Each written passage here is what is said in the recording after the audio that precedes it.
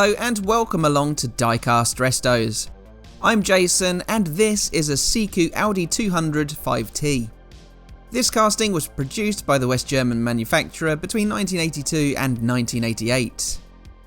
This example has been dismantled and painted over by a previous owner.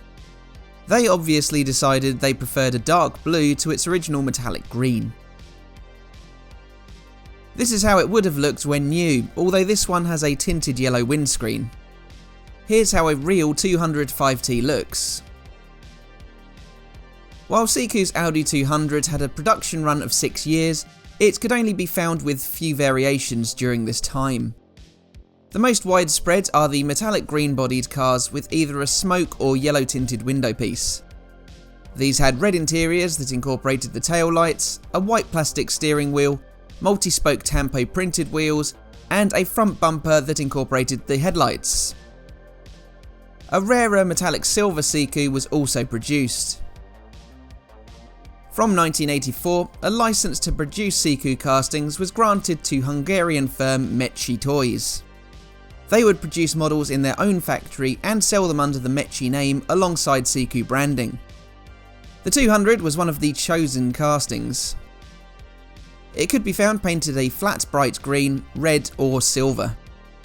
The silver cars were given tampos commemorating the SSC Siku Collectors Club meeting of the 4th of May 1996. This must have been from an excess of stock, as Siku pulled the plug on the Mecsi deal in 1987. This was due to poor metal and paint quality. Now let's remove the overpaint and the original paint.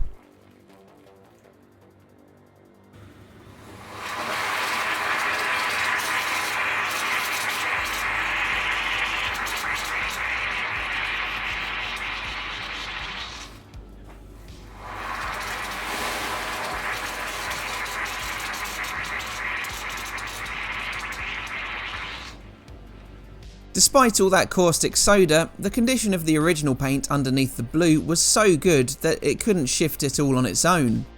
So I need to turn to my liquid paint stripper on this occasion.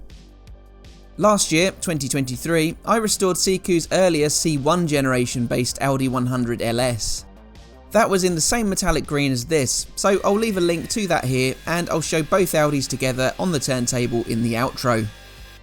In that video, I talked about the 100 series as a whole, briefly mentioning the 200. So I will start from 1976 with the introduction of the C2 generation. The boxier C2 launched with a new inline 5-cylinder engine that offered 6-cylinder performance and 4-cylinder economy. Audi discontinued their gorgeous 100 coupe, though they introduced the 100 Avant, a 5-door liftback. To complement the standard 4-door sedan, a 2-door version was added in 1977, though fewer of these sold. Engine options from new included the fuel-injected 2.1 litre 134 horsepower 5-cylinder, or smaller carburetted 4-cylinder 1.6 or 2 litre units. In 1978, a carburetted 5-cylinder engine was added, along with a 5-cylinder diesel. Audi launched the top-of-the-line 200 in 1979. These were equipped with the 2.1 litre 5-cylinder engine, with the 5T model being turbocharged. This was only available on the 200 and produced 168 horsepower.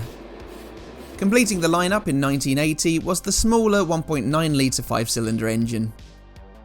The 5T, which the casting is based on, is distinguished with a grille badge, and it had a more pronounced chin spoiler below the bumper line. It had many optional extras across the rest of the line fitted as standard, and could include opening quarter lights, electric door mirrors, a sunroof, cruise control and heated seats. 5Ts came with the 3-speed automatic gearbox as standard, but it could be equipped with the 5-speed manual by special order. In Australia, the C2 generation was sold as the 5E, featuring only the carburetted 2.1 litre 5-cylinder engine coupled to a 4-speed manual transmission on the GL model or 3-speed auto on the CD. Audi produced around 850,000 C2 100s and 200s up to 1982, when it was replaced by the redesigned C3 generation car. 133,512 of this number were sold in the US as the Audi 5000 between 1978 and 1983. 5000s had twin round headlamps for the first 2 years of production before swapping to rectangular units. Like in Australia, only the 5-cylinder engines were available in North America. These were the fuel-injected 2.1 litre throughout production, or the turbo or 2 litre diesel from 1980.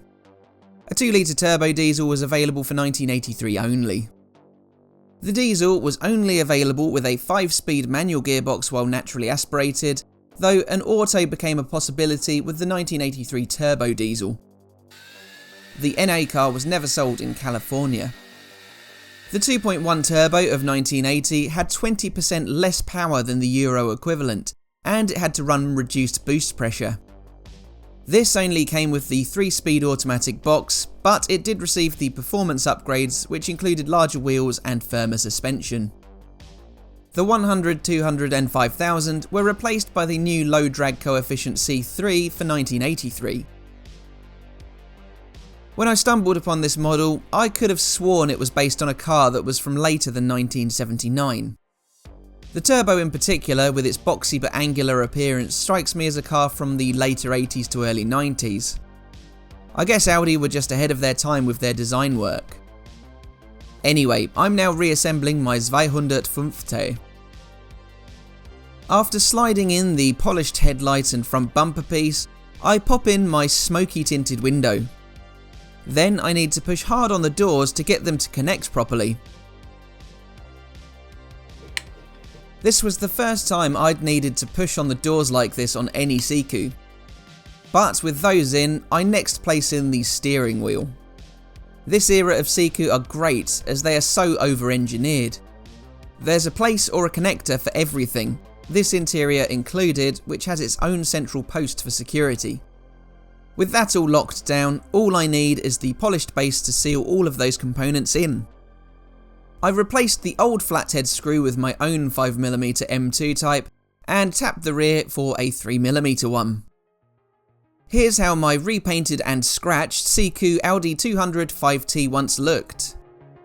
A former keeper had taken the time to dismantle this, repaint it, thread the front post, then most likely glue down the back. It looks like they painted over what would have been a near immaculate model, as that original Siku metallic green was very resilient when I tried to remove it all. While not a terrible paint job, the scratchers were shouting for this to be returned to its former glory. And here it is, back in a full body of metallic green. This Tamiya TS20 is a near perfect match to Siku's main factory shade. While I was repainting it, I took the time to attend to some other minor matters.